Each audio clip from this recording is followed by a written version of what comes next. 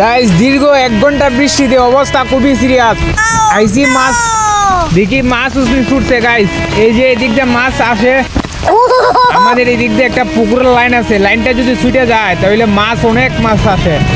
সেদিনকা পাইছিলাম কই, দেখি আজকে কি পাই। মানে প্রচুর বৃষ্টি হয়েছে গাইস, অবস্থা খুবই খারাপ। এই যে দেখতে পাচ্ছেন পানি যাচ্ছে, মানে চিতা কইতাম হঠাৎ হঠাৎ মাছ মিলে, দেখি আজকে নি মাছ মিলে। মাছ যদি মিলে তাইলে অবশ্যই দেখামু। আগে দেখি মাছ নিয়ে মিলে। আর প্রায় 2 ঘন্টার ধরে বৃষ্টি হচ্ছে গাইস, 2 ঘন্টা কমসে কম হলেও 2 ঘন্টা ধরে বৃষ্টি হচ্ছে। এই যে দেখেন অবস্থা, খুবই ভয়াবহ অবস্থা। মানে কিতা কইতাম, ইদানিং খুবই বৃষ্টি হচ্ছে, জ্বর হচ্ছে। আমাদের রিজিকের উপরও একটা খারাপ মানে অবস্থা পড়ে। যেমন ধরেন আম, কোনো গাছে বর্তমানে কোনো আম নাই, খুবই অল্প আম আছে।